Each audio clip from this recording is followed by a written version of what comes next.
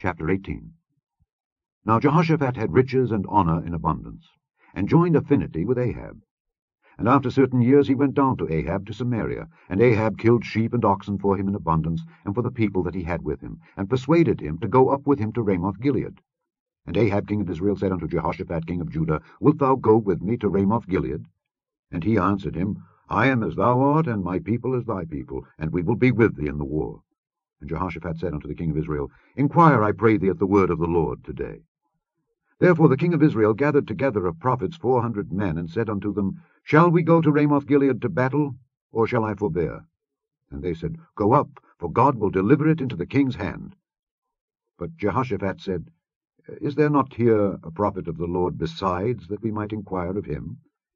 And the king of Israel said unto Jehoshaphat, There is yet one man by whom we may inquire of the Lord, but I hate him, for he never prophesied good unto me, but always evil.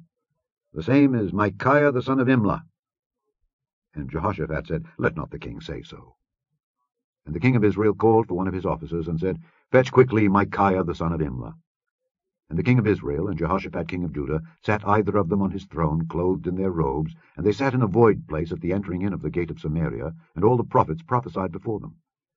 And Zedekiah the son of Chenaanah had made him horns of iron, and said, Thus saith the Lord, With these thou shalt push Syria until they be consumed.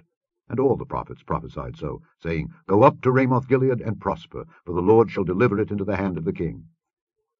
And the messenger that went to call Micaiah spake to him, saying, Behold, the words of the prophets declare good to the king with one assent. Let thy word, therefore, I pray thee, be like one of theirs, and speak thou good. And Micaiah said, As the Lord liveth, even what my God saith, that will I speak. And when he was come to the king said unto him, Micaiah, shall we go to Ramoth-Gilead to battle, or shall I forbear? And he said, Go ye up and prosper, and they shall be delivered into your hand. And the king said to him, How many times shall I adjure thee, that thou say nothing but the truth to me in the name of the Lord? Then he said, I did see all Israel scattered upon the mountains, as sheep that have no shepherd. And the Lord said, These have no master, let them return therefore every man to his house in peace. And the king of Israel said to Jehoshaphat, Did I not tell thee that he would not prophesy good unto me, but evil? Again he said, Therefore hear the word of the Lord. I saw the Lord sitting upon his throne, and all the host of heaven standing on his right hand and on his left. And the Lord said, Who shall entice Ahab king of Israel, that he may go up and fall at Ramoth-Gilead? And one spake, saying after this manner, and another saying after that manner. Then there came out a spirit, and stood before the Lord, and said, I will entice him. And the Lord said unto him, Wherewith? And he said, I will go out and be a lying spirit in the mouth of all his prophets. And the Lord said, Thou shalt entice him, and thou shalt also prevail. Go out and do even so. Now therefore, behold, the Lord hath put a lying spirit in the mouth of these thy prophets, and the Lord hath spoken evil against thee. Then Zedekiah the son of Chenaanah came near, and smote Micaiah upon the cheek, and said, Which way went the Spirit of the Lord from me to speak unto thee? And Micaiah said, Behold, thou shalt see, on that day when thou shalt go into an inner chamber to hide thyself. Then the king of Israel said, Take ye Micaiah, and carry him back to Amon the governor of the city, and to Joash the king's son, and say, Thus saith the king, Put this fellow in the prison, and feed him with bread of affliction and with water of affliction, until I return in peace.